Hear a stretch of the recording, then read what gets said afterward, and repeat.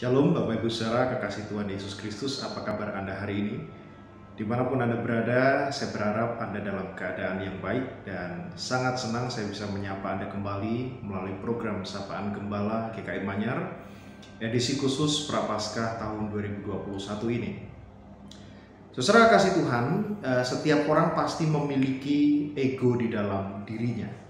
Itu sebabnya setiap kali kita mendengar sebuah perkataan tertentu yang menyinggung perasaan kita, atau juga kita merasakan ada tindakan tertentu yang kita anggap merugikan kita, biasanya kita akan memberikan reaksi melalui perkataan atau juga reaksi melalui tindakan tertentu yang bertujuan untuk membela dan mempertahankan diri kita sendiri. Katakanlah kita ambil contoh yang sederhana, saudara, ketika kita sedang berbicara, misalnya di dalam sebuah pertemuan, dan tiba-tiba ada orang lain yang memotong pembicaraan kita tanpa izin. Nah, bukan tidak mungkin kita kemudian akan meresponnya dengan kemarahan, gitu ya, atau paling tidak kita akan merasakan ada perasaan kesal yang kemudian kita pendam di dalam hati kita dan mungkin tidak sempat untuk kita ungkapkan. Kenapa demikian, saudara? Sebab kita merasa bahwa hak kita sudah diganggu oleh orang lain. Tapi sebaliknya, saudaraku, pernahkah kita merasa terusik? Pernahkah kita juga merasa terganggu diri kita ketika kita melihat hak orang lain atau sebuah kebenaran yang tidak langsung terkait dengan eksistensi diri kita juga diganggu dalam tanda kutip? Nah, mungkin ketika hal ini terjadi, kita cenderung lebih memilih cuek. Kita punya prinsip, ya pokoknya selama hal itu tidak merugikan kita, selama hal itu tidak nyenggol saya, maka itu bukan persoalan yang perlu diperhatikan secara khusus. Biarlah saja semuanya terjadi. Nah, saudara kasih Tuhan, bacaan leksionari hari ini dari Kisah Para Rasul 2 ayat 14 hingga ayat 24. Ini menarik sekali untuk kita renungkan sebetulnya. Dituliskan di ayat ke-14 dan 15, nanti Anda bisa membaca bagian ini.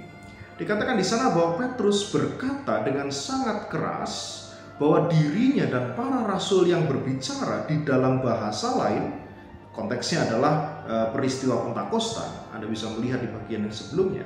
Petrus mengatakan bahwa dirinya dan para rasul yang berbicara di dalam bahasa lain itu bukanlah orang-orang yang mabuk.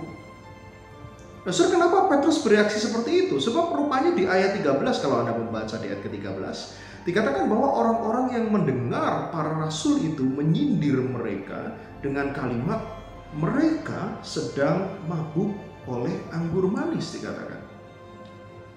Tetapi saya menarik, ternyata teguran Petrus itu tidak dimaksudkan untuk membela hak dan harga dirinya sendiri. Dari mana kita tahu? Sebab di ayat ke-17 sampai ayat ke-21, Petrus mengutip sebuah bagian dari kitab Yoel. Dia mengutip sebuah bagian dari kitab Yoel, lebih tepatnya Yoel pasal 2 ayat 28 sampai 32. Nanti Anda juga bisa membacanya. Dan dia mengutip bagian itu untuk menjelaskan kepada banyak orang bahwa peristiwa yang mereka lihat itu ketika para rasul berbicara dalam bahasa yang lain, itu adalah sebuah pekerjaan Allah yang sudah dinubuatkan dalam perjanjian lama. Dengan kata lain, para rasul ini berkata-kata dengan bahasa lain bukan karena mereka ini mabuk, kata Petrus, melainkan karena pekerjaan Allah harus dinyatakan melalui mereka. Itu sebabnya Petrus bereaksi dengan sangat keras sekali untuk mempertahankan sebuah kebenaran ini.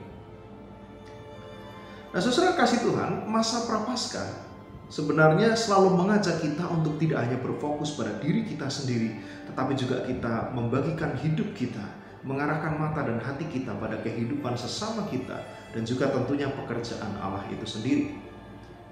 Nah, pertanyaannya, apakah hari ini Anda dan saya sudah melatih diri kita masing-masing sedemikian rupa untuk selalu terganggu?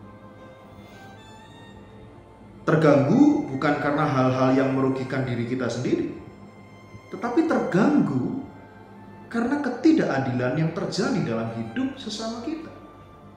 Dan terganggu ketika kebenaran firman Allah itu dibengkokkan demi kelaliman, dan demi kejahatan. Saudaraku, selamat merenungkannya. Tuhan memberkati.